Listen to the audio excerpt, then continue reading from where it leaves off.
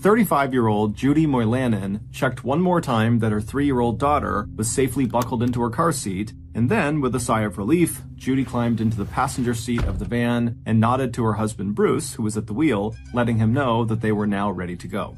The car engine was already on, and the inside of the vehicle was nice and warm, and in another minute, they had backed down the driveway of their neat brick ranch house directly onto US Route 41. It was Thanksgiving Day, November 26th, 1992, and even now, hours before they would sit down to the traditional turkey dinner and prayer of gratitude, Judy was already feeling a little unaccustomed rush of happiness as she and Bruce headed west along 41 towards Judy's parents' house where they would spend the holiday weekend. Just 2 days ago, Judy had wondered if this trip would even be possible. Here, in Michigan's remote Upper Peninsula, Thanksgiving is almost overshadowed by the state's 2-week-long deer hunting season that spans the last 2 weeks of November. It's a time when the biggest fashion trend is blaze orange, and even visitors to the little town of Harvey, where the Moylanens lived, were more likely to ask each other, "Did you get your buck yet?" than they were to just wave and say hello. And on the first day of hunting season, Bruce had managed to bring home a male deer with a good-sized rack of antlers. But on the drive back to their house, after he was finished hunting, Bruce had hit another deer that was crossing the road, and that collision had totaled the Moylanens' Subaru station wagon. And it wasn't until the day just before Thanksgiving that the couple had been able to find and place a down payment on a replacement vehicle large enough to carry all of their luggage, as well as their 4 dogs. Unlike Judy's job as an assistant hospital administrator at nearby Marquette General Hospital, Bruce's side gig as a dog trainer meant that the family required a car that could accommodate several dog crates as well as 3 passengers. And the tan Chevrolet van was definitely comfortable as well as roomy. Within just a few minutes of starting their 2.5-hour drive, Elise had already dropped off to sleep. And with Bruce focused on how their new vehicle handled, Judy had a rare opportunity to just sit there and let her mind wander. Day to day, Judy's work was very demanding and she put in long hours. Even coupled with his dog training business and freelance work as an insurance claim adjuster, Bruce's main job as an instrument technician for Marquette General Hospital did not bring in as much money as Judy's regular paycheck. Not that Judy looked or acted the part of the traditional family breadwinner. Compared to her husband, who was 6 feet tall, broad-shouldered, and 180 pounds, Judy was just 5 foot 4 inches tall, with short, curly, light brown hair, and a quiet but practical manner. But behind Judy's oversized glasses, her eyes sparkled when she smiled. And she smiled a lot, just as she was quick to laugh at other people's jokes. And although Judy never sought out the social spotlight, in fact, that kind of attention would have just made her feel uncomfortable, her ability to listen and respond in ways that made others around her shine meant that people just really loved Judy and liked being around her. And there had always been more to Judy than met the eye. She adored her parents and her 2 brothers, and she was looking forward to spending the upcoming weekend chatting comfortably inside the snug family home with her mom and sister-in-law while Elise played with her cousins. But, like her younger brothers, Judy was also an outdoors person. Ever since she could walk, the woods in the back of her parents' home had been Judy's playground. And growing up in Ontonagon, with a population of just 2,000 people and a business district that did not have one single stoplight, there had been plenty of woods as well as fields and streams to explore. And so during that time, Judy had become very comfortable outdoors. She had also become skilled at handling firearms. So, in addition to enjoying plenty of time in the kitchen and in front of the fireplace, Judy was also looking forward to getting out in the forest with Bruce and her dad and brothers to do some hunting of their own. Hunting wasn't the only outdoor sport that Judy was really good at. She was also an excellent skier. In fact, it was that passion that had brought her and Bruce together back in 1974 when Judy was 17 and Bruce, who lived in a town even smaller than Ontonagon, was 20. But good as Judy was on skis, Bruce was even better. And at Porcupine Mountain, located right on the edge of Lake Superior, Bruce's ability and job with the ski patrol conferred a lot of status on a young man whose mother had barely scraped up the money to put food on the table for their 4 children, and whose father spent a lot of time at the local bars. So, at first glance, Judy and Bruce had been an unlikely couple. Overcoming his difficult childhood, Bruce had grown into a cocky and outgoing young man who never hesitated to speak his mind. Judy, on the other hand, came from a deeply religious, deeply conservative family whose morals and religious beliefs she shared. Her parents, Dale and Marianne Blake, had been high school sweethearts whose first child, Judy, had been born when Marianne was 21. Together, and for the last 40 years, the Blakes had owned and operated their own small automobile and oil business called Dale's Service. And as the Blake family grew with the arrival of Judy's two brothers, Marianne had supplemented their income with her job at First National Bank in Ontonagon, and then with the job she held now at Lake Superior Credit Union. But when it came to Judy's social life, even without her parents' tendency to be overprotective of their only daughter, Judy herself preferred reading and arts and crafts to parties and dating, just as she would have chosen a good piece of pie and a cold glass of milk over a bottle of beer and a bowl of peanuts. But when Judy and Bruce both wound up attending Northern Michigan University in Marquette at the same time, the attraction between them was irresistible. And on June 24th, 1978, 4 years after meeting on the slopes of Porcupine Mountain, Bruce and Judy were married. Afterward, the couple stayed in Michigan's Upper Peninsula, but they moved 120 miles east to Harvey. Once there, Judy established her career at the nearby Marquette General Hospital. Bruce, who started out in healthcare as an emergency medical technician, eventually took the instrument technician job at Marquette General Hospital. Along the way, Bruce had established North County Claim Service, a small independent insurance business, and Big Creek Kennels. And 11 years after exchanging their wedding vows, the couple had added to the ranks of the Blake and Moylannon families with the birth of their first and so far only child, Elise, now napping soundly in the back seat of the 1987 Chevrolet van. Just the thought of her daughter always made Judy smile. And ever since Judy had suffered a serious concussion in a freak accident the year before, she had been reminded all over again about the importance of family and friends. She knew how happy her own parents would be to have their adult children, plus all 6 grandchildren, together under one roof for this holiday weekend. Not to mention the added excitement of 4 extra dogs, all Springer Spaniels, just like her parents' dog, Streak.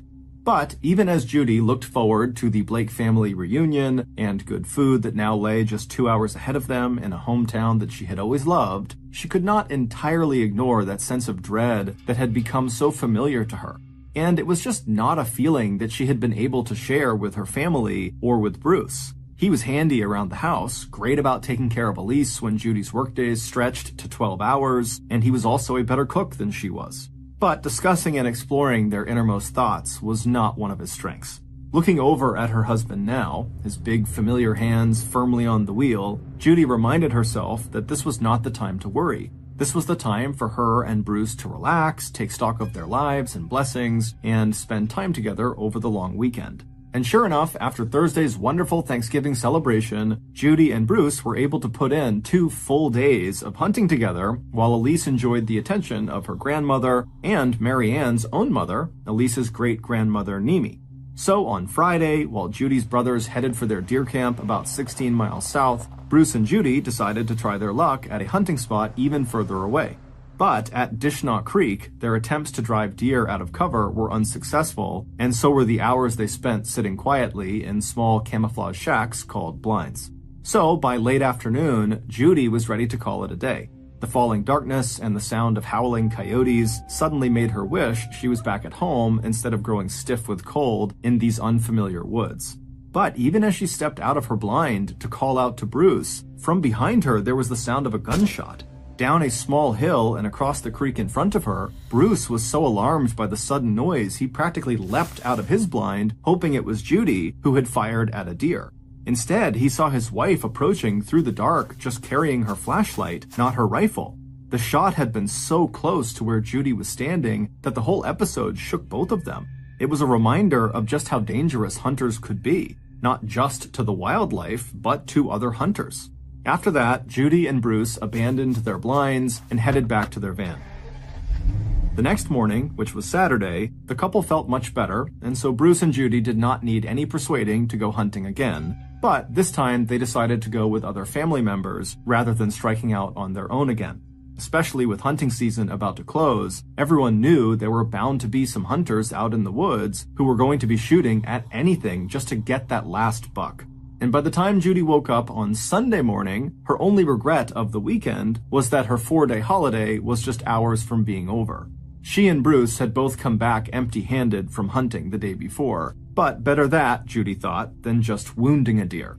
That's what had happened to her cousin Mike, who had asked Bruce to get up early that morning and go back into the woods to see if they could find this wounded deer and put it out of its misery.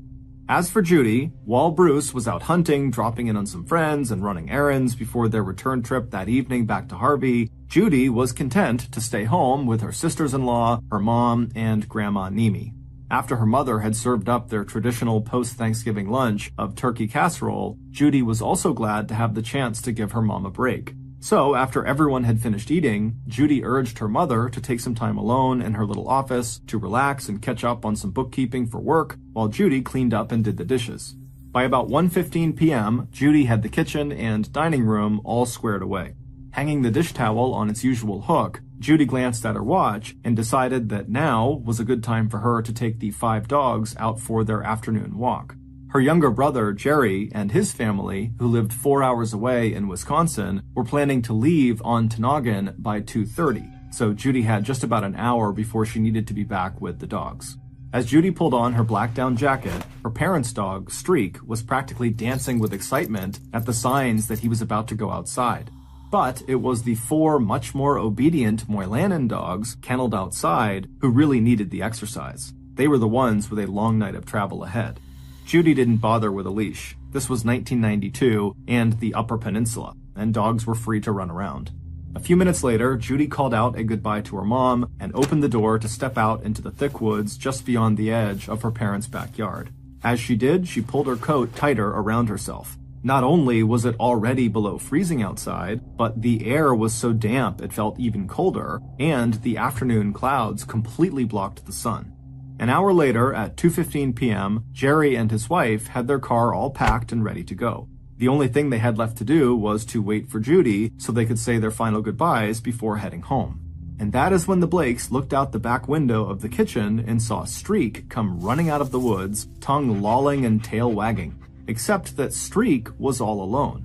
Judy and the other 4 dogs were nowhere to be seen. By 4 p.m., Judy's mother knew there was something wrong. For the past hour and a half, Mary Ann had been telling herself that Streak, who was not nearly as well trained as Judy and Bruce's dogs, must have just decided it was time to go home. And Judy was probably still out in the woods thinking Streak was out there too, lost or just wandering around. But by 4:20, Mary Ann knew she was clutching at straws. There was just no way that Judy would stay out this long walking the dogs or looking for Streak, and no way she would have missed saying goodbye to Jerry and his family.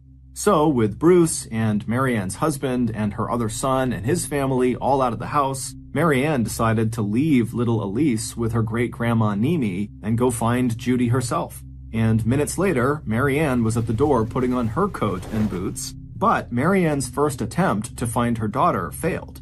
In fact, when Mary Ann had blown the dog whistle she brought with her, the sight of the 4 dogs running in her direction and still no sign of Judy had only served to turn Mary Ann's sense of worry into outright fear.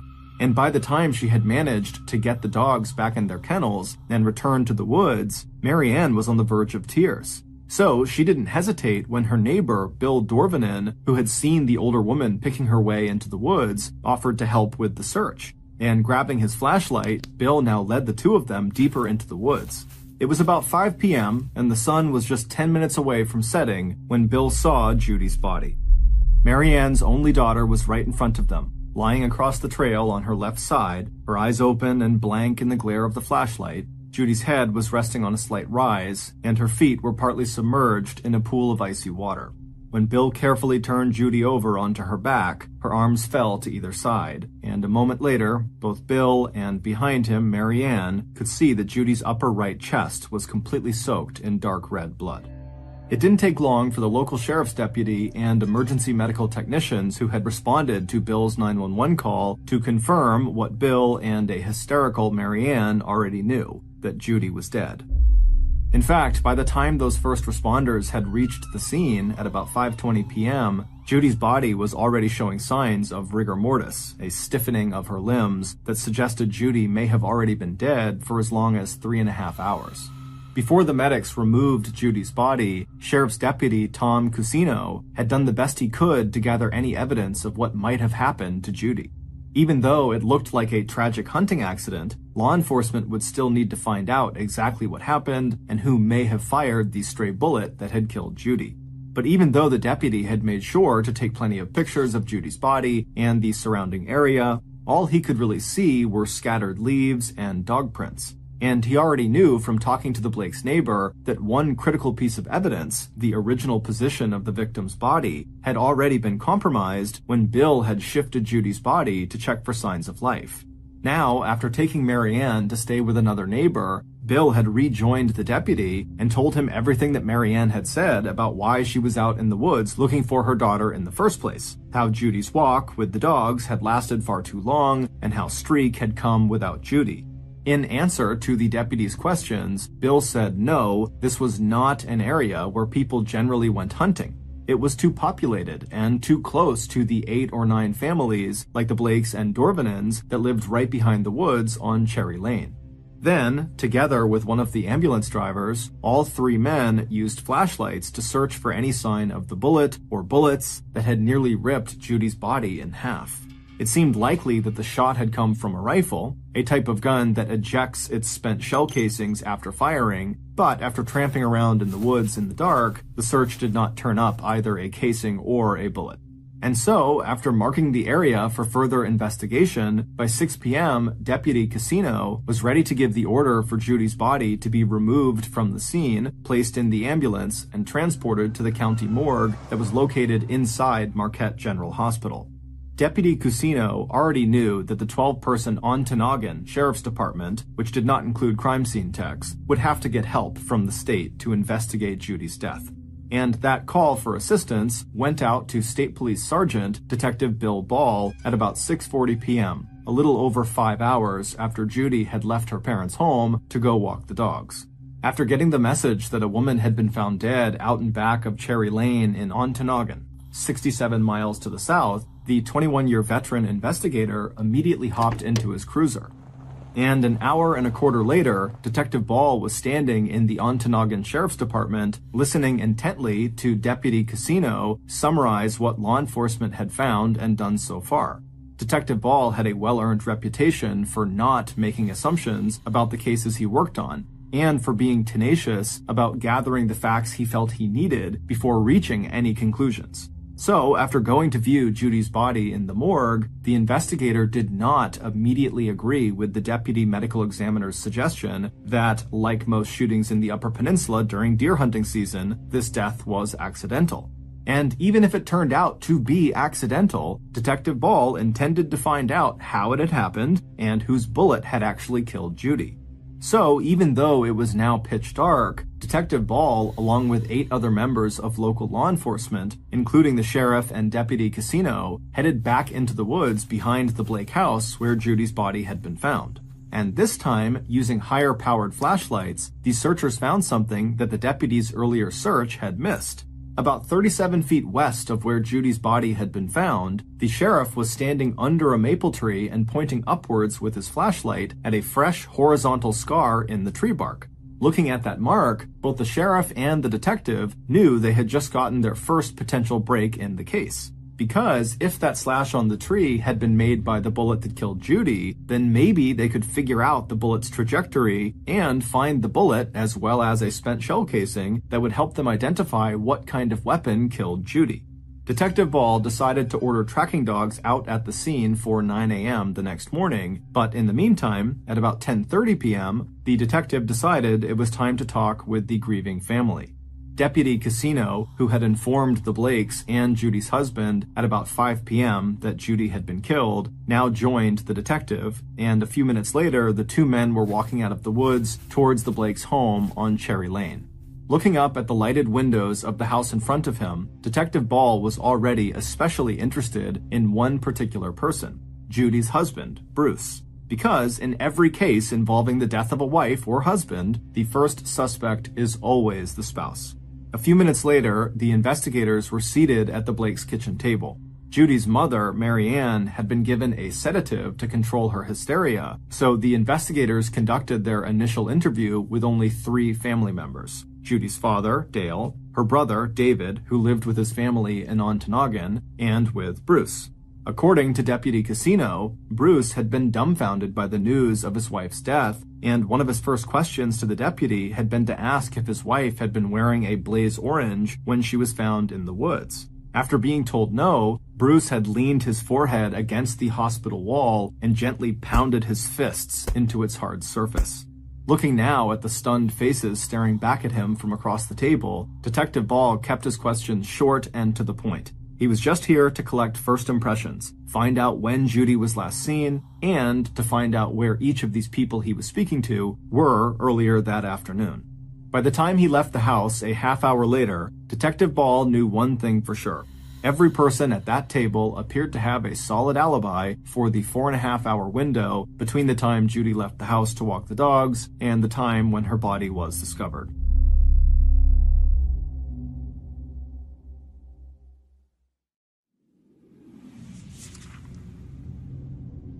On Tuesday, December 1st, one day after the end of Michigan's deer hunting season and 2 days after Judy's death, one of Michigan's biggest newspapers ran a story with the headline, "Deer Season Gets Safer." In that article, which attributed 4 deaths and 25 injuries to hunting accidents in the 1992 season that had just come to an end, Judy's death was listed as a possible 5th accidental fatality, but one that was currently being investigated by local and state law enforcement. Ontonagon sheriff was quoted in the paper as appealing to anyone with information to please come forward. And one day later, on Wednesday, December 2nd, the day of Judy's funeral service in Ontonagon, Detective Ball received a phone call from the police department in Marquette, where Judy lived and worked. An officer there was passing along information from an anonymous caller, information that made Detective Ball decide it was time to head for Marquette to take a closer look into Judy's work life as well as her personal life. In the meantime, local officers were able to pinpoint the likely time of Judy's death to about 2 p.m. That's the time that several residents in the area had each heard a single gunshot coming from the woods behind Cherry Lane on November 29th. Detective Ball also had officers check out other leads, possible criminals who had recently been released from police custody, reports of unidentified or strange people in the area where Judy was found, and reports of anyone in that area who was seen carrying firearms. In addition, assuming now that Judy had been killed at around 2 p.m., Detective Ball ordered officers to double-check every alibi provided to them by Judy's husband, father, brothers, and cousins, along with the alibis of any other family member who was not actually inside of the Blake household when Judy was shot. But it was Detective Ball's decision to call in an Ontonagon civilian to assist in the investigation that would eventually give police their first real breakthrough. Armed with his metal detector, 42-year-old Dan Castle had earned a reputation among Ontonagon law enforcement for being able to recover hard-to-find evidence lost in the Upper Peninsula's dense forests. Now, on Thursday, December 3rd, Dan Castle was standing with Detective Ball and Deputy Casino at the exact place behind Cherry Lane where Judy's body had been discovered. A chemical wash applied to the blaze mark on the maple tree 37 feet away had revealed the presence of lead, a metal that is commonly found in bullets. Now, the man with a passion for finding buried treasure had the difficult, if not impossible, assignment of finding the bullet that had passed through Judy's body and then ricocheted off of that tree 5 days earlier. And while Dan was looking for that bullet, Detective Ball headed for Marquette County, where the Moylanens lived and worked. If Judy's death had not been an accident, the detective needed to find out who might have wanted her dead and why. It didn't take long for the state police investigator to realize that the anonymous caller had been right. Judy's life and Judy's past were much more complicated than Bruce and her family had led them to believe. Judy's co-workers and supervisors at the Marquette General Hospital would soon tell detectives why it had taken almost 2 weeks for the Moylanens to replace the station wagon Bruce had totaled on the first day of hunting season. According to the rumor mill, Judy was facing some serious financial issues, and just scraping together $500 for a down payment on the 5-year-old replacement van had been a big challenge. It would also turn out that Judy had recently contacted several of her creditors to ask about restructuring her loans. And when the bank turned down her application to refinance the couple's mortgage, Judy had mentioned to one of her coworkers that she and Bruce might be facing bankruptcy. But aside from learning about the Moylanens' financial problems, when it came to suspects in what could either be an accident or murder, the investigation seemed to be hitting one dead end after another. None of the reports of other hunters or suspicious people in or near the place where Judy died had turned up any viable leads. As for Judy's husband and other family members, police had not been able to find any hard evidence that would link any of them to Judy's death. Not only had Judy's husband, Bruce, prepared a list of people who could verify his whereabouts on November 29th, he had also willingly signed off on a consent to search form. That form gave police permission to examine and inventory Bruce's collection of firearms, as well as examine Judy's various life insurance policies, the payout from which could have provided a motive for Bruce to kill his wife. It would not be until mid-December that the state police investigator would get a series of tips that, together, would break the case wide open. The first of those tips came from Dan Castle up in Ontonagon. For 9 frustrating days, all Dan had found in the woods behind Cherry Lane were bottle caps and old coins. But on Sunday, December 13th, exactly 2 weeks after Judy was shot, Dan decided that before giving up the search for the bullet, he would try a simple physics experiment to pinpoint exactly where the bullet might have come to Earth. So, trading his metal detector for a slingshot and a pocket full of marbles, Dan stood in the exact location where Judy's body had been found and stooped to what he guessed would have been a point level with Judy's chest, where the bullet likely entered her body. Once in this position, Dan fired marble after marble at the blaze mark on the maple tree, and each time the marble ricocheted off the blaze, he made a careful note of where the marble landed. Once he had a cluster of marbles all in the same general area, Dan pocketed his slingshot and again took up his metal detector. And sure enough, in that area where the marbles had clustered, just 77 feet away from the maple tree and buried under a 2-inch layer of snow, Dan discovered a fresh bullet lying on top of the dead leaves that blanketed the ground. Dan grabbed his radio, and an hour later, Detective Ball was standing in the woods with Dan, both of them looking down at this critical new piece of evidence. And when the Marquette State Police Crime Lab ballistics expert arrived for work the next morning, Detective Ball was there waiting, sealed evidence bag in hand. And before the day was out, Detective Ball had 2 more important pieces of information. Crime tech experts had confirmed the .30 caliber bullet that Dan had recovered had in fact killed Judy. Embedded inside the bullet were not only traces of wood from the maple tree, but also fibers from the jacket and shirt that Judy had been wearing the day she was shot. The analysis also showed that Judy's death was no accident. According to the ballistics expert, the bullet was still rising as it passed through Judy's body before ricocheting off the maple tree, which meant it had been fired not from some great distance away, but at close range, and by someone who had put the sights of their guns squarely on Judy's chest. And by the end of that day, the lab had also provided Detective Ball with a list of guns that could have fired a .30 caliber bullet and left distinctive markings that matched the ones they found on this particular bullet. On the same day that Dan Castle had discovered the bullet that killed Judy, Detective Ball received a final tip from a hospital administrator at Portage Hospital in Hancock, Michigan, about 2 hours north of Marquette General Hospital, where Judy also had a job in hospital administration.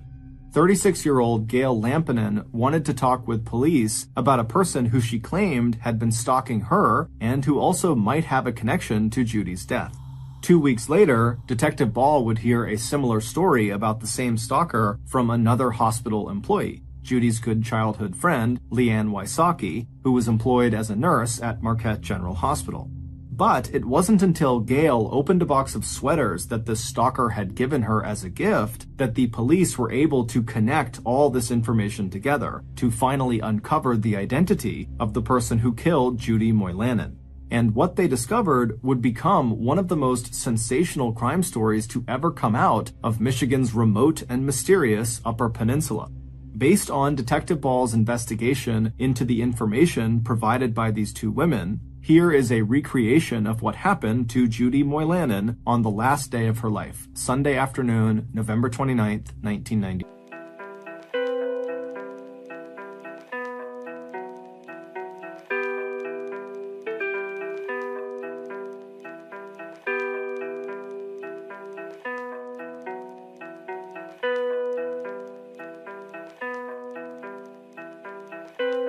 After spending the morning inside the house, helping her mother prepare the traditional Sunday after Thanksgiving lunch of turkey casserole and then washing up the dishes afterward, Judy was glad for the chance to get outside and take all 5 dogs for a walk in the woods that she loved. Even though Streak was not as well trained as the Moylannon's dogs, Judy figured he would stay with the pack as they walked. And if he didn't, Judy knew there was only one place Streak would go, and that was home to her parents' house.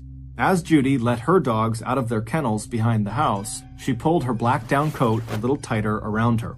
Even after the scare she and Bruce had had when they were out hunting on Friday at Dishnaw Creek, when that bullet from behind them had come so close to where Judy stood near her hunting blind, Judy still hadn't bothered to put on a blaze orange safety vest for this walk with the dogs. Unlike Dishnaw Creek, the woods she now stepped into were too close to the houses on Cherry Lane to attract any hunters. And so, as Judy and the dogs stepped into the woods, the bright pink of her shirt collar was quickly swallowed up among the trees.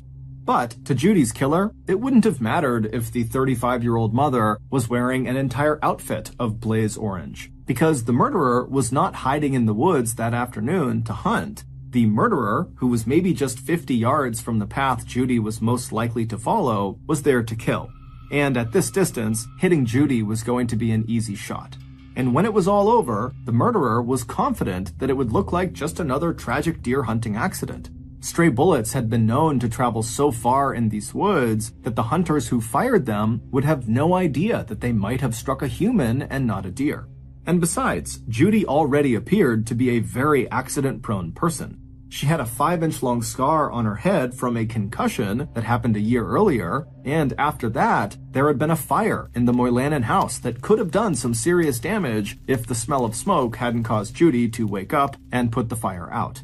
And whatever the risks, once this was done, once the killer had gotten rid of Judy, the killer would then be able to concentrate on 2 other women, Gail Lampinen and Leanne Wysocki. The first time Judy passed by the killer's hideout, the killer only raised their rifle and aimed, placing the sights on Judy's chest, but not pulling the trigger. This trail led to a field where the dogs could run, and then Judy would pass this way again on her way back to her parents' house. Better to wait, so anyone back at the house wouldn't connect the sound of a shot to Judy just having left for her walk. Sure enough, a few minutes after 2 p.m., the killer could hear Judy and the dogs once again approaching the killer's hiding place. This time, when the killer leveled their sights on the side of Judy's chest, they pulled the trigger. The gunshot seemed to echo like a bolt of thunder through the quiet woods, and one of the dogs immediately broke from the pack and ran in the direction of the Blake house on Cherry Lane. Even as the killer ran through the woods to the nearby empty lot where they had parked their vehicle, the killer knew they'd been lucky. Instead of giving chase, the other 4 dogs just stayed right where they were. As the medical examiner's report would later show, the single bullet that killed Judy entered her body just under her right armpit before exiting through her left rear shoulder, ricocheting off the maple tree 37 feet away and landing in the sodden leaves where Dan Castle would discover it 14 days later. On its way through the soft tissues of Judy's chest cavity, the bullet basically tore off the top of Judy's heart. After the bullet had struck and killed Judy, she fell on her side at a right angle to the trail, her head on a slight rise and her feet in a pool of icy water. All 4 of her dogs would stay close to her body for another 2 hours. That's when Judy's mother would also walk into the woods looking for Judy and blow the dog whistle that finally called the dogs home. There was nothing Judy's killer could do to retrieve the bullet they had fired, but the killer had made sure to collect the spent shell casing before leaving the woods. Later, the killer would use a torch to destroy the gun and shell casing before disposing of the weapon in the nearby Ford River. On December 13th, 14 days after Judy's murder, Gail Lampinen decided to open the 5 boxes that had been left on her doorstep the day before. Happily married, Gail had already confided to her husband about the unwanted attention she had been receiving at work, and now apparently at home. But looking down at the pile of cardboard boxes at her feet, Gail was forced to admit that unwanted attention was an understatement. This looked more like the behavior of a full-blown stalker. Taking the first box into her bedroom, Gail opened it and looked inside. Neatly folded and packed, she saw a collection of women's sweaters in various styles and colors, but as Gail took each sweater out of the box, she realized they were not new sweaters. And a moment later, she pulled out a piece of yellow-lined notepaper. It was a letter addressed to her, dated 6 months earlier, and it was signed by Judy Moylannon, a woman, as Gail well knew, who was now dead. Gail had hardly finished reading the note before her hand was on the telephone, and a few minutes later she was connected to Detective Ball's office, where she left a detailed message for the investigator. The letter may have been signed by Judy Moylannon, but there was no doubt in Gail's mind who the real author was. It was the same man who had left those boxes, the same man who had been sending her suggestive cards and notes, stopping by her office and showing up unannounced at the Lampinen house. It was, in fact, the same man who had been bragging to her just a few days ago that before long he'd be quitting his job as a technician at Marquette General Hospital thanks to a financial windfall that was about to make him a very wealthy man. And when Detective Ball returned to his office and called Gail back, he could practically hear the last few pieces of the puzzle fall into place. It would take months to prove their case, but Detective Ball and his team of investigators now had the bullet, the gun, the motive, and the evidence they needed to bring Bruce Moylannon, Judy's husband and killer, to justice. It would turn out the Moylannons' financial problems could all be traced to Bruce's poor money management, bad business decisions, and potentially fraudulent activity involving his insurance company, North County Claim Service. But Judy had only recently become aware of just how bad their money situation was. It was only when the couple's application to refinance their home was turned down that Judy had called the bank and realized that because of Bruce's money mismanagement, the family was facing possible bankruptcy and legal action. And, as Judy confided to a close friend, over the following weeks, Judy was learning more and more things about Bruce that made her scared and unhappy. Meanwhile, when Judy confronted Bruce about their precarious financial situation, Bruce became convinced that Judy would divorce him and take half of all of his assets. To Bruce, a much better option was to kill his wife and make it look like an accident. And while Bruce had insisted to police that the payout on Judy's insurance policies could hardly amount to more than $40,000, when police had searched Bruce's house in mid-December, they realized he was lying. While no single insurance policy on Judy was worth a fortune, Bruce had made sure he had taken out multiple policies on his wife. Hidden in an attic crawl space in the Moylannon house, Detective Ball had found a whole packet of those policies. And in the event of an accidental death, when the payout doubled, like a deer hunting fatality, when you added all the policies together, Bruce stood to walk away from Judy's death with a total of more than $300,000, an amount that would be worth $637,000 in 2022. The Moylannons' paperwork also revealed that in addition to a financial motive for wanting Judy dead, Bruce did in fact own a rifle that could have fired the fatal bullet that Dan Castle recovered. Listed as one of Bruce's assets on a loan application was a Remington 300 Savage, one of the weapons that the state crime lab said could have caused the distinctive riflings on the bullet that killed Judy. As for Bruce's alibi, he lied about that too. And once police interviewed every person on Bruce's list, they realized Bruce could not account for where he was between 1:45 and 2:45 on the afternoon that Judy was killed.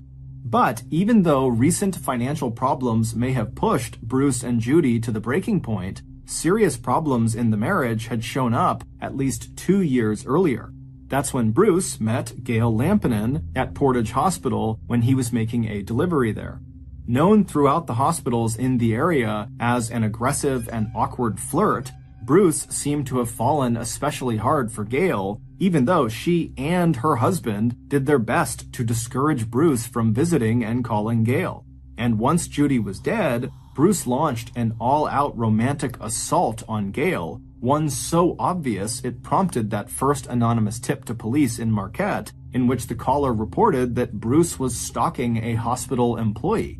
As for the letter Gail had found, enclosed with the boxes of sweaters Bruce had dropped off at the Lampinen house, Bruce, writing as Judy, told Gail that the couple had grown apart and would soon be getting a divorce, and that Bruce would need Gail's help in finding a new partner, a woman exactly like Gail herself. But even without the handwriting analysis that confirmed Bruce was the author of the so-called sweater letter, it was the postscript at the end of the note that convinced Gail that Bruce had written the letter as a way of speaking directly to her. Quote, P.S. Don't tell the prospects, but believe it or not, Bruce is incredible in the sack. Not that Gail was the only target of Bruce's unwanted advances. The day after Judy's funeral, Bruce also started hitting on Judy's best childhood friend, Leanne Wysocki, a nurse at Marquette General Hospital, even going so far as to suggest that she might want to move in with him and 3-year-old Elise. And as Leanne reported to Detective Ball in late December, Bruce had told Leanne details about the shooting that had not been made public and that only Judy's killer would know, like exactly how the bullet had entered Judy's body just when her arm was swinging back, and how it was the perfect timing of that shot that resulted in the massive internal injuries that killed his wife. It would also turn out that Bruce may have made 2 earlier attempts on Judy's life. Back in 1991, so a year before Judy was killed, he apparently pushed an 85-pound chimney block off the roof of their house onto Judy's head. If the block had not glanced off of her head, Judy likely would have died rather than sustaining a severe concussion that put her in the hospital for 3 days with no memory of what had happened to her and a 5-inch gash on her scalp. A few months after that, Judy woke up one morning and found the house full of smoke. It would turn out that before leaving to go hunting, while Judy and Elise were still both asleep, Bruce had dropped live embers from the wood stove onto a pile of dry firewood in the basement. But despite the growing mountain of circumstantial evidence against him, it wasn't until Bruce failed a lie detector test and police showed him a copy of the sweater letter that he had written to Gail that Judy's husband finally confessed to killing his wife. On April 23, 1993, 5 months after Judy's death, Bruce told investigators, and later Judy's own brother David, that Bruce just couldn't take it anymore and suddenly went nuts. He told Detective Ball that in addition to threatening him with divorce, Judy had been a tyrant whose long workdays forced Bruce to do more than his fair share of the cooking and childcare. As for the timing of Judy's murder, Bruce said that it was just a lucky guess that Judy would go out that afternoon to walk the dogs. He said that the first time Judy had passed him on the path in the woods, that he just couldn't bring himself to shoot her. And then on her return trip, he said he aimed the rifle once and then lowered it and then raised it one more time, closed his eyes, and pulled the trigger. On December 15, 1993, Bruce Moylanen was convicted of premeditated first-degree murder. He would later be sentenced to life in prison without parole. The only time Bruce showed any emotion during his trial was when Gail Lampinen took the stand to testify against him, at which point Bruce began to sob uncontrollably. Judy's brother, David Blake, and his wife, Yvonne, adopted and raised the Moylanens' little girl, Elise. Judy's mother, Marianne Blake, died at the age of 71 on November 29, 2007, exactly 15 years to the day that her only daughter was murdered.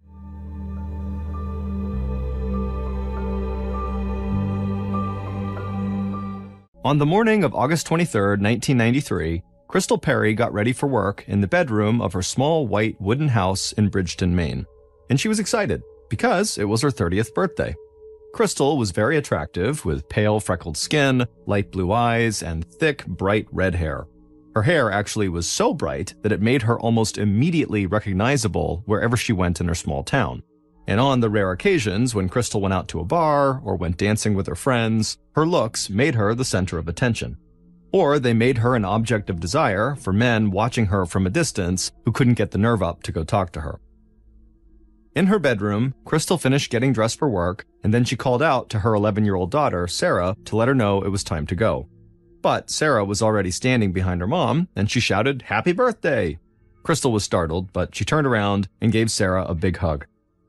Crystal had only been 18 years old when Sarah was born, and she had actually only been 15 years old when she married Sarah's father. At such a young age, Crystal's parents had to give their legal permission for the marriage to take place. But the marriage didn't last, and Crystal had gotten divorced when Sarah was a little girl. Since then, Crystal and Sarah had pretty much been on their own, and they were as close as a mother and daughter could get. They spent almost every night together, watching movies, reading books, and talking and laughing in their house. Even as Sarah got older, Crystal still made it a point to tuck her in before bed, and sometimes she would even sing to her until she fell asleep. And on that morning of her 30th birthday, Crystal was heading out to her job at a local shoe factory that she had only taken just so she could make enough money to afford the little house where she and her daughter lived. The work Crystal did, sewing parts of shoes by hand, was totally backbreaking, and she would come home from work at night feeling totally tired and smelling of chemicals from the factory. But Crystal thought the long hours and hard work was all worth it because Sarah had a home and a room of her own. Crystal and Sarah walked outside, they got into Crystal's car in the driveway, and drove down the road through Brighton. Their house was secluded and surrounded by woods, and there were only a few houses nearby. But after a short drive, they pulled up to the house of a family friend where Sarah was going to spend the day. Crystal gave her daughter a kiss, told her she loved her, and then waved goodbye as Sarah walked up to the house. Then Crystal drove off and headed to work. When Crystal was a few minutes away from the shoe factory, she slowed down and stared out the windshield. There were these black balloons tied to a telephone pole. It was a weird sight, and Crystal didn't know what the balloons were for. And then things got even weirder when she saw more black balloons tied to telephone poles at regular intervals along the road. Then, when she was just outside of work, she saw even more black balloons, but this time they were attached to a huge sign that said, "Happy 30th, Crystal." Crystal nearly slammed on her brakes, and she almost started crying out of happiness. She couldn't believe her friends and coworkers had taken the time to set all this up just to make her feel special on her birthday. Then she started laughing when she realized they'd chosen black balloons because she was 30 years old now. Crystal parked her car and walked into work, and there were even more balloons and signs waiting for her.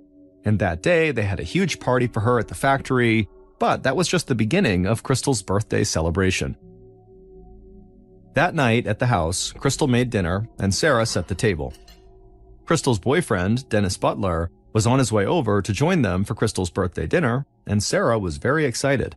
She liked Dennis because he was funny and nice to her, and he didn't talk to her like she was a little kid.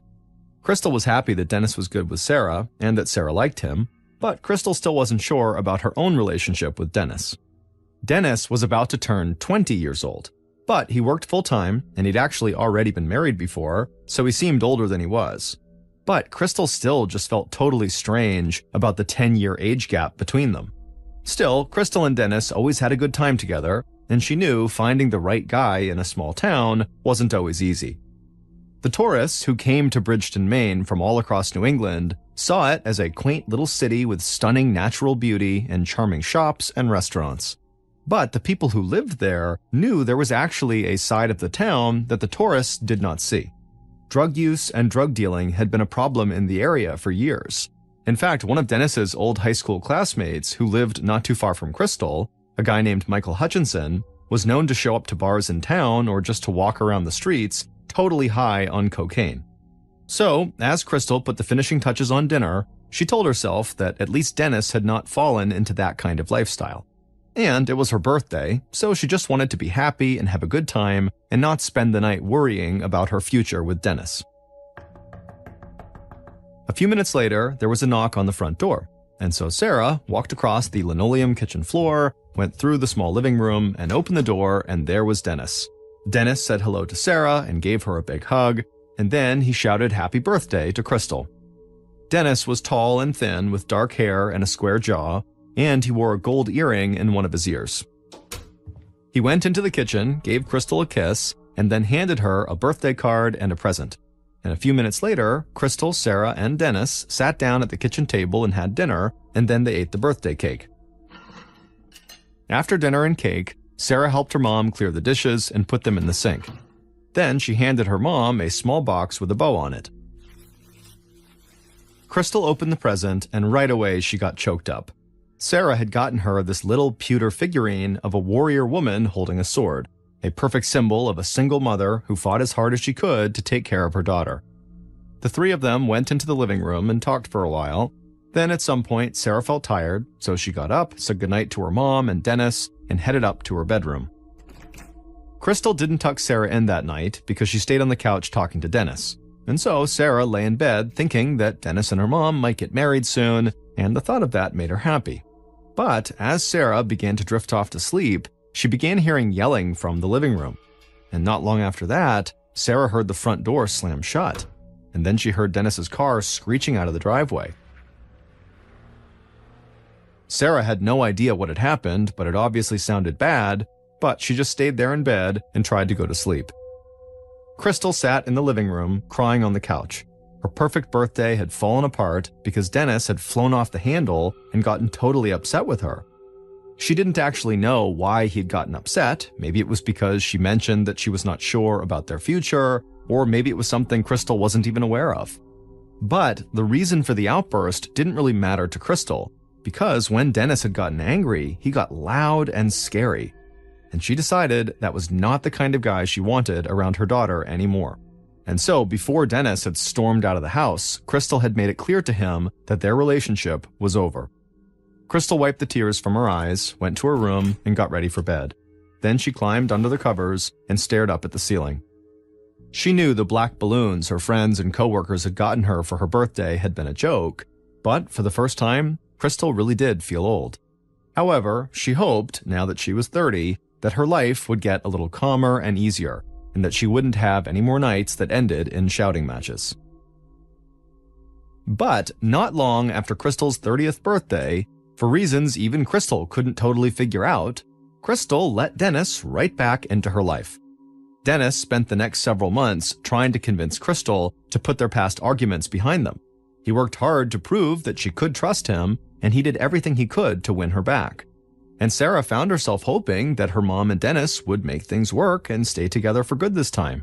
And eventually, Dennis proposed to Crystal, and Crystal said yes. And for a time after the proposal, Crystal and Sarah thought their lives were about to change for good. And, along with Dennis, they would become this happy, loving family. On the night of May 11th, 1994, so 9 months after Crystal's 30th birthday, Crystal sat at the foot of Sarah's bed. Sarah was 12 years old now, but she still liked talking to her mom every night before she went to sleep. And for the past few weeks, Sarah had felt like she was comforting Crystal more than Crystal was comforting her when they talked at night. Because even though Crystal and Dennis were still engaged, their relationship had taken a bad turn again. They had started getting on each other's nerves again, and there were lots of nights that Sarah fell asleep listening to the sound of them screaming at each other in the living room. And there were other nights when Dennis was not at the house that the phone would ring, Crystal would answer, and she would hear screaming on the other line, and so she would just hang up. Sarah knew her mom was worried about the arguments and the angry phone calls, but whenever the mother and daughter were together, Crystal never let on that she was upset. She was always very positive and upbeat around her daughter. Crystal thought that no matter what happened with her and Dennis, that she and Sarah would be just fine. In the bedroom, Crystal said goodnight to Sarah, kissed her on the forehead, turned off the light, and walked out of the room.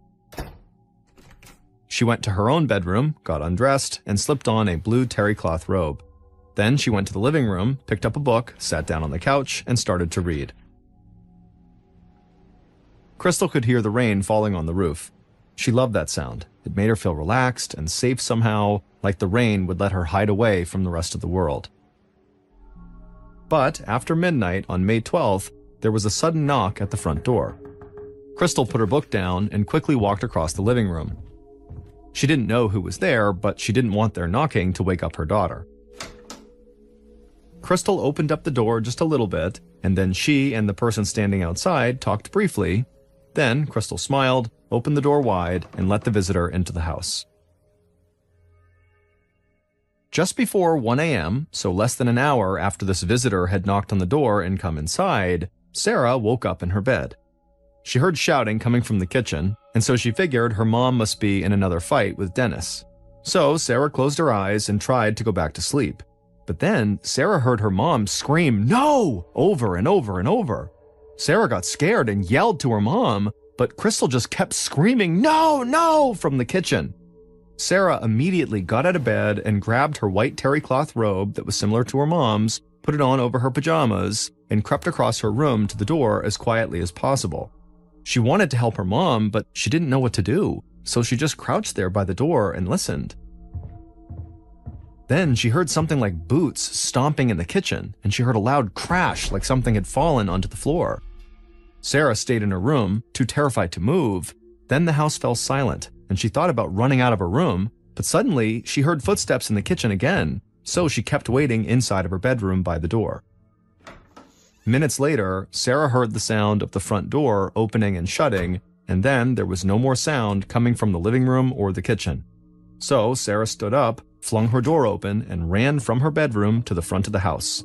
She looked into the kitchen, and she screamed. Sarah saw her mother lying on the kitchen floor. There was blood on her robe and her legs, and near her was the phone that was off the hook. Sarah began yelling for her mother, but Crystal didn't respond. So Sarah grabbed the phone and tried 911, but the phone wasn't working. It just kept on beeping. So Sarah dropped the phone, ran out of the kitchen and out the front door into the rain.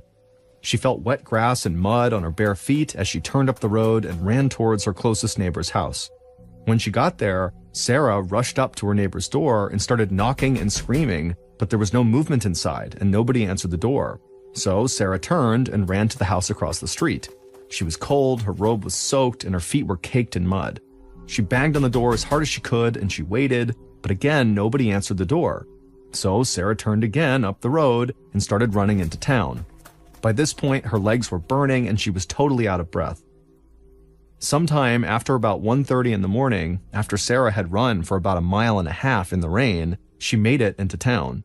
She saw a light on inside a small Italian restaurant, so she ran to the restaurant door and started pounding on it. Then she noticed a light go on in the small apartment above the restaurant where the owners lived. And a few seconds later, a man and a woman, the restaurant owners, opened the door. The woman looked totally shocked when she saw Sarah standing there in the rain covered in mud. The woman wrapped her arms around Sarah and brought her into the restaurant. The owners asked what was going on, and Sarah said her mother had just been attacked at their home. The man took Sarah's hand and led her to the phone, while the woman went back upstairs to get Sarah a blanket and dry clothes. The man dialed 911 and told the operator that he needed police assistance immediately and then handed the phone to Sarah. And then Sarah spoke as clearly as she could and told the operator that her mom was at her house and that she was hurt and that there was blood everywhere.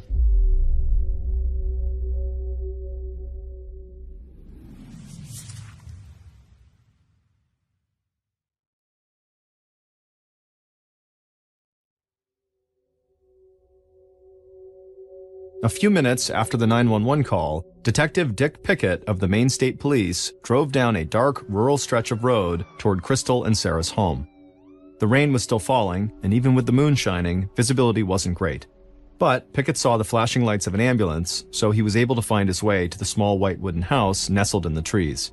Pickett parked his car and stepped outside onto the wet, muddy ground. He was about average height, his brown hair was starting to thin, and he wore glasses. He walked into the house and he saw paramedics in the kitchen, but they had already pronounced Crystal Perry, the victim, dead at the scene. So Pickett walked over to Crystal's body. Pickett knew that small Maine towns might not be as picture-perfect as the tourists thought, but he was still shocked at what he saw, and he knew immediately that the news of this crime would cause fear and panic throughout Bridgeton. Pickett couldn't get over the amount of violence that had obviously taken place in this kitchen. His first thought was that this had to have been a crime of passion, carried out by someone who knew Crystal intimately, and whoever had done this had left a huge mess behind. There were bloody boot prints leading from the kitchen to the front door, and there was blood spatter all over the walls and kitchen counters. Soon after Pickett arrived, He was joined by several other state and local police officers and a state forensics team. Pickett led a few of the other officers on a sweep of the house, and they found their way into Sarah's bedroom, where they found the room was totally undisturbed, and there were even a few stuffed animals perfectly placed around the room where Sarah liked to keep them. After the 911 call, an ambulance had been dispatched to the Italian restaurant, and Sarah had been taken to the hospital. Pickett knew he would have to talk to her, but he couldn't imagine what that little girl was feeling at this moment. Pickett and the others checked Crystal's room next, but it also looked like it hadn't been disturbed. So Pickett believed whatever had happened to Crystal only took place in the living room and the kitchen. He walked back towards the kitchen and saw a photographer taking pictures of the scene and forensics officers studying the bloody boot prints on the floors. They hadn't found a murder weapon yet, but they still had plenty of evidence to work with. And Pickett saw a forensics officer crouched over Crystal's body, and she was fixated on one of Crystal's legs. She called Pickett and other forensics officers over, and she pointed to a small drop of blood on Crystal's leg that was almost a perfect circle. Pickett asked why that particular drop of blood was any different than the rest of the blood on Crystal's legs. The forensics officer looked up at him, pointed at the drop of blood again, and said they needed to take a sample of it. Because she knew a drop like that had to be what was known as a passive blood drop. That meant it did not come from Crystal.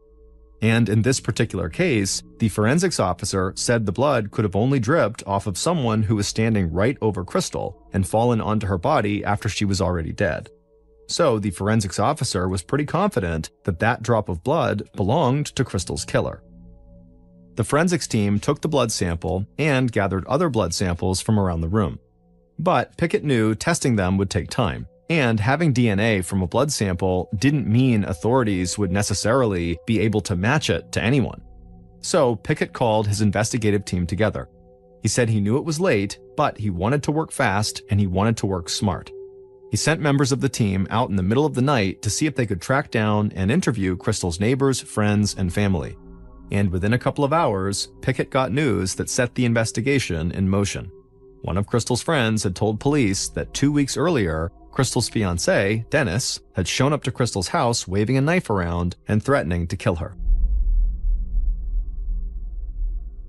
At 4 a.m., 2.5 hours after police arrived at Crystal's house, Detective Pickett and 3 other officers knocked on the door of Dennis's parents' house where Dennis was staying. It took a few minutes, but Dennis finally answered and let the police inside.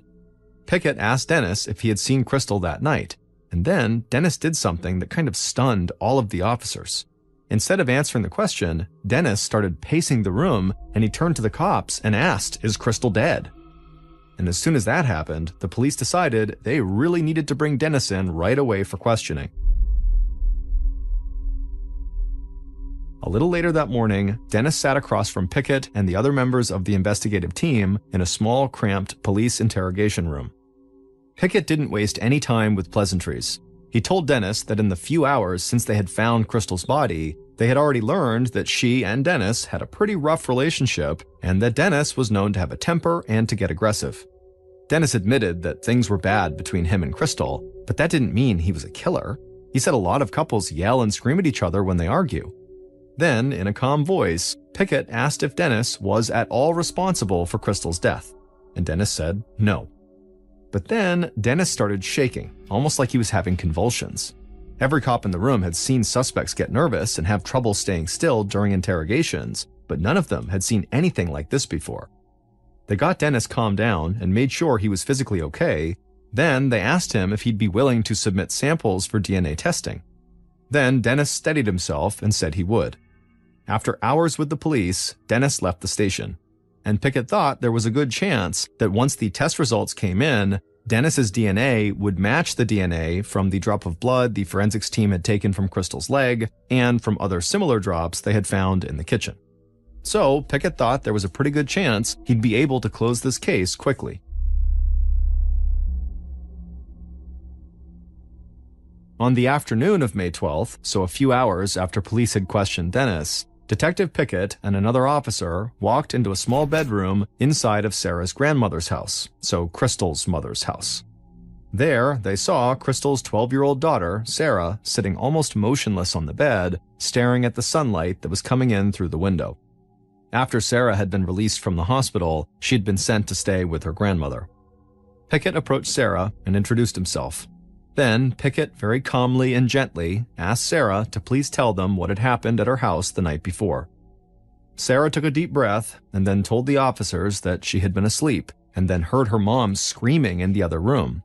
She said she had stayed in her own room until everything went quiet. Then she told the officers about how she found her mom in the kitchen, how she tried to call the police, and then how she ended up running outside and all the way into town to get help. Pickett smiled at Sarah and then asked her if she had maybe caught a glimpse of the person who was with her mother, or if maybe she had recognized this person's voice. Sarah stared at Pickett. She didn't like how he was talking to her, like she was just a little kid. Sarah said she didn't see the other person because she stayed in her room the whole time, and all she had heard was shouting, so she couldn't make out the other person's voice. Pickett smiled again, then he asked her if she liked her mother's boyfriend, Dennis, and was it maybe possible that Sarah knew Dennis had been in their house, but she just didn't want to say that because she wanted to protect him. Sarah glared at Pickett. She was young, but she was smart and observant, and she thought the police wanted her to be an eyewitness who had seen the man who they already believed had killed her mom. But Sarah said she really didn't know who else had been in the house. Pickett thanked Sarah for talking to them, and he and the other officer walked out of the room and headed outside. Pickett did believe Dennis was the most likely culprit, but police would have to wait weeks on DNA test results, and Pickett had no intention of excluding any other leads that might come up between now and those results coming in. Later that day, the investigative team met with more of Crystal's friends and coworkers, and most of them pointed the finger at Dennis too. They knew about his and Crystal's history, and they knew about Dennis's temper. But a few of her friends said there was another man police should look into, Crystal's ex-husband and Sarah's father, Tom Perry. So Pickett began digging into Tom's background right away. He discovered that Crystal had been after Tom to pay the monthly child support that he owed her because he was not giving her the money that the court had ordered him to pay after he and Crystal got divorced. Pickett figured if Crystal had been after Tom for money, that might have been a motive for Tom to attack her. But as Pickett learned about Tom, he started to think there might actually be an even more likely suspect than him. Because Pickett found out that Crystal had once filed a restraining order against one of Tom's girlfriends, Joanne Stager. And after speaking to one of Crystal's friends, Pickett learned that in the past few weeks, Joanne had been harassing Crystal.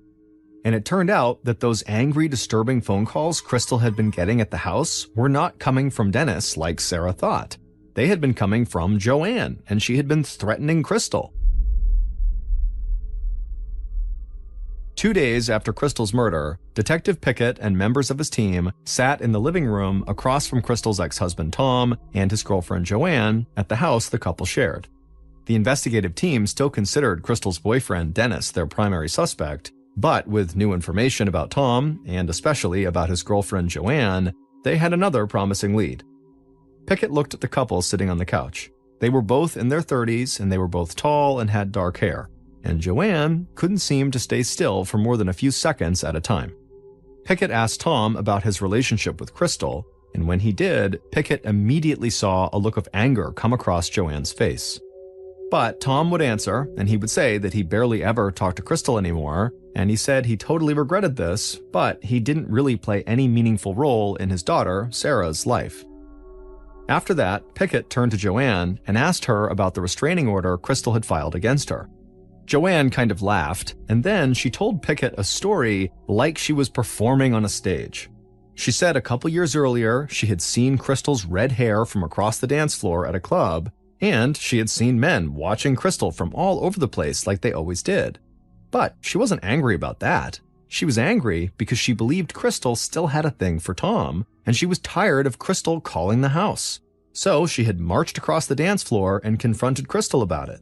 She said Crystal had gotten angry and looked like she was about to start a fight, and so preemptively, Joanne punched her in the face. As Pickett listened to this story, he had trouble believing that anybody other than Joanne had been the cause of that fight. After she was done, Pickett asked her about the angry phone calls, and Joanne said she was just telling Crystal to back off and to leave Tom alone. But Joanne said she would never kill anyone. Finally, Pickett asked where each of them had been at the time of Crystal's murder, and they said they had been together at the house. Pickett knew they could be telling the truth, but each of them being the other's alibi wasn't nearly enough for Pickett to accept their story. So he asked if they would submit DNA samples for testing. Tom and Joanne looked at each other, and then they both looked back at Pickett and said they would be willing to do that. Later that day, Pickett returned to the station. As he looked over his notes from the interviews police had already conducted, he still thought Dennis made the most sense as the suspect. But after meeting with Tom and Joanne, he definitely thought there were other viable suspects. Then, on May 15th, 3 days after Crystal's murder, her friends and family held a small funeral service at a church before Crystal was to be cremated. Sarah stood in the church quietly, and she listened to friends and family talk about her mother and about how much her mom had loved her. And then at some point, Sarah's mother's siblings got up and they said they would get justice for Crystal, whatever it took. And then after the funeral, members of the investigative team heard from one of Crystal's friends that Joanne had been seen popping open champagne and toasting to Crystal's death. And after that, at least some members of the state police started to believe Joanne was just as likely to have killed Crystal as Dennis. In early summer of 1994, weeks after Crystal's murder, results from DNA testing conducted during the investigation started to trickle in, and those results left Detective Pickett and the investigative team in complete shock. The DNA sample from the drop of blood taken from Crystal's leg and other samples taken from her body and around the crime scene did not match the DNA samples provided by Dennis, Tom, or Joanne. Investigators had become so convinced that one of those three people had killed Crystal that they had trouble accepting these DNA results. So they asked for the lab to run the tests again. But when they did, the results were the same. There was no match to any of the main suspects in the case. After that, the authorities ran the DNA test results through something called CODIS, which is a massive FBI database with DNA results from convicted offenders of violent crimes from across the country. And in 1994, the FBI had just started using CODIS to assist police investigations nationwide. So Pickett had high hopes that this new technology would help keep his investigation on track. But the DNA samples taken from Crystal and her house did not match anyone in this massive FBI database. So all of a sudden, this case that had three strong suspects who all had clear motives completely fell apart, and Pickett and his team found themselves having to start all over. But after reassessing the crime scene and conducting a new round of interviews, all of the investigators' theories just felt like pure conjecture. Police followed leads that could possibly connect Crystal's murder to a serial killer who had been caught in the region, but DNA evidence also quickly ruled that out as well. Then, investigators started to look at the possibility that Crystal's murder could have been a robbery gone wrong. Maybe some drug user had broken into her house to steal valuables to sell for drug money, and then of course something had gone wrong and Crystal had wound up dead. After all, drugs were a real issue in Bridgeton, Maine. But a drug addict breaking in, or any robber for that matter, didn't really make sense to Pickett. He and members of the forensics team had always believed the level of violence that had taken place in Crystal's murder indicated it must have been a crime of passion, not some random robbery that just got interrupted. So Pickett soon came to terms with the fact that his investigation had almost nothing to go on. And by the summer of 1995, a year after Crystal's murder, her case was just not a top priority anymore, and it started to go cold. And in May of 1996, 2 years after Crystal's murder, there was still no new information coming in.